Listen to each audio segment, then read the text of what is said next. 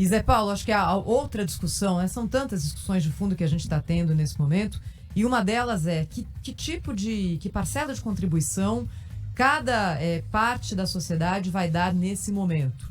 A gente já teve aqui a informação de que mais de 1 milhão de trabalhadores da iniciativa privada tiveram os seus contratos de trabalho renegociados em alguma quantidade, não é? Aquela medida provisória que foi editada pelo governo federal, que permite suspensão de pagamento ou redução de carga e pagamento de 25% a 75%.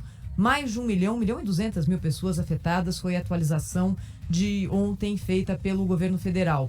Qual vai ser a contribuição que vai ser dada também pelo setor público no momento em que os gastos públicos aumentam exponencialmente, não é?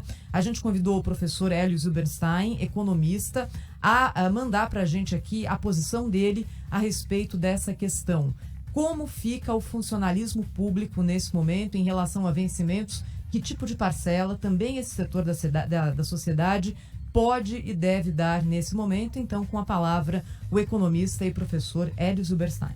Existe um aspecto no estado da calamidade que não está fazendo o mesmo efeito em todos nós. E eu me refiro às relações de trabalho e à remuneração, ao salário.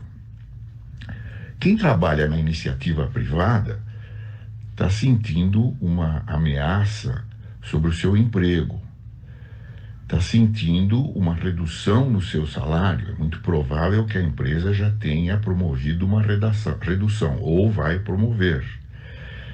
Ou então, o seu contrato de trabalho foi suspenso, ou vai ser suspenso. Enfim, o estado de calamidade está atingindo a renda dos brasileiros que trabalham no setor privado, mas não está atingindo a renda dos trabalhadores do setor público.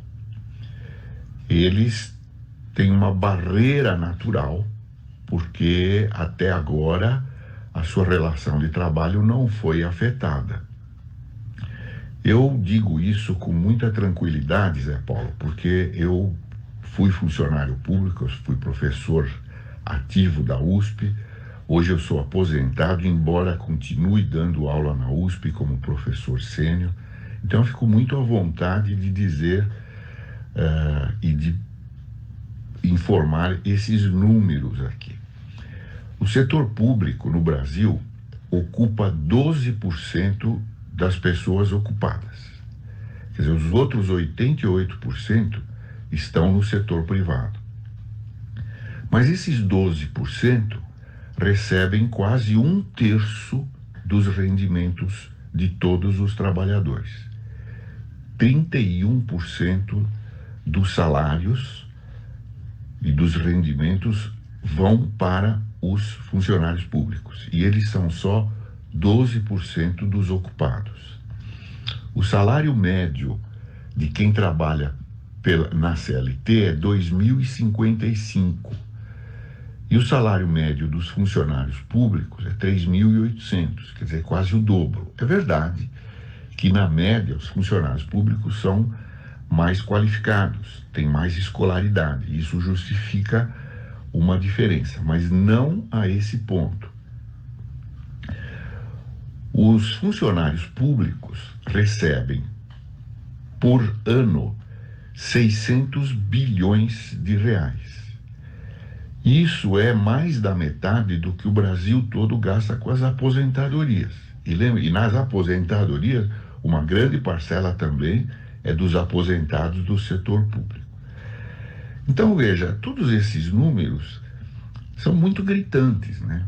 O brasileiro começa a se dar conta e fazer a seguinte pergunta: por que a calamidade não chega aos rendimentos dos funcionários públicos?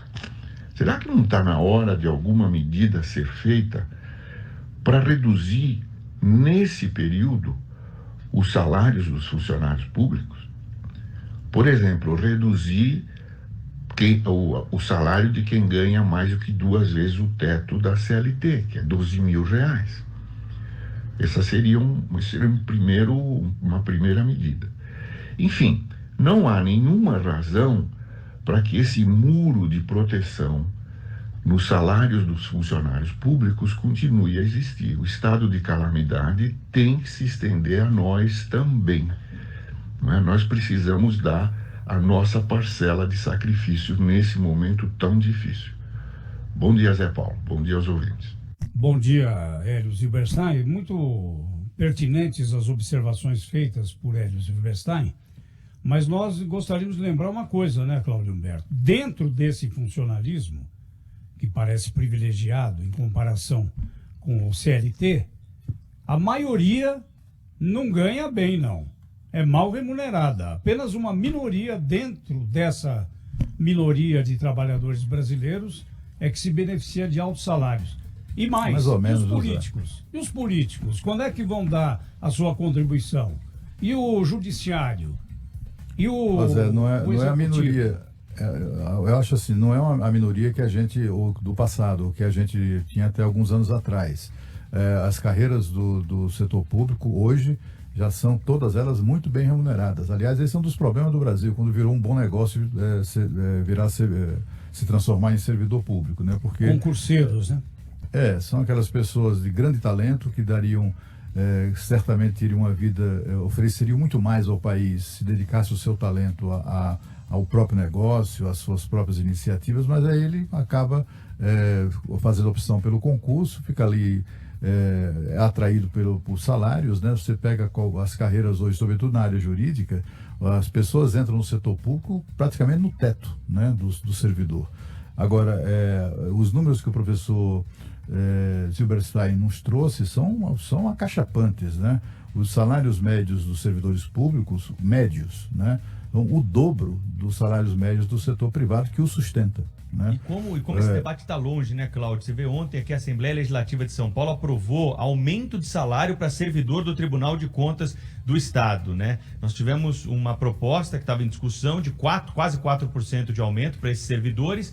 E o que aconteceu? Durante a pandemia, a proposta estava andando, foi aprovada, e aí ontem, no meio da pandemia, o presidente da Assembleia Legislativa de São Paulo resolve sancionar essa medida e concedeu o aumento. Claro que depois que a notícia foi publicada, né, nós tratamos do assunto aqui na programação da Rádio Bandeirantes, uma grita geral, né, porque é justamente o oposto que está se propondo, como disse aí o professor Hélio Zilberstein, que é a redução de salário de servidores para todo mundo dar a sua dose de contribuição e ajudar as contas públicas. Aí sim o Tribunal de Contas suspendeu o aumento dos servidores. Mas você vê que é preciso muita pressão para esse debate pelo menos chegar aonde tem de chegar, né? Não, esse setor está blindado de todas as crises.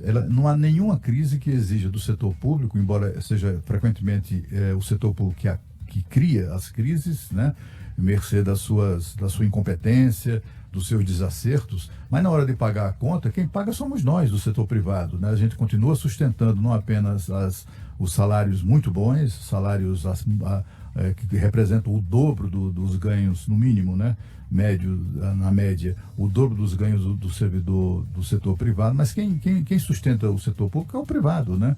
E os caras simplesmente assim, não há nenhum gesto, pelo contrário, né? A gente viu aí essa armação do Rodrigo Maia a pretexto de, entre aspas, socorro aos estados. Tudo isso aí é para garantir as regalias deles, setor público. Eles não exigem nenhum tipo de sacrifício do setor público. Olha, nós vamos fazer isso aqui, aprovar essa medida para o socorro aos estados e municípios, mas em contrapartida, para se habilitar a isso, o Estado vai ter que cortar gastos de tais e tais ordens. Contrapartidas, nada, zero. A gente falou aqui, tem falado, o Rafael também lembrou isso, né? A crise talvez, certamente é um momento uma oportunidade para essa crise tão profunda como é um momento de oportunidade para que o país vire esse jogo, por exemplo, né? Está na hora de se aprovar medidas que sejam mais justas para a população, né? Que retire do setor público privilégios, regalias que nos custam muito caro. E ninguém está com essa coragem, hein, Cláudio? Acho que a discussão máxima que existe agora é que não haja reajuste por 20 ou 24 meses. Reajuste? Quem é que tem a coragem de falar em reajuste num momento como esse? É uma discussão totalmente fora de propósito, não é? E é isso Exatamente. que gerou ali também um conflito entre Congresso e governo federal em relação a servidores públicos. Por quanto tempo os salários do funcionalismo vai ficar congelado? 20 ou 24 meses congelado? Tá todo mundo reduzindo. Parece que assim, são dois países diferentes, né? Completamente diferente. É a ilha da fantasia, está toda ela no setor público.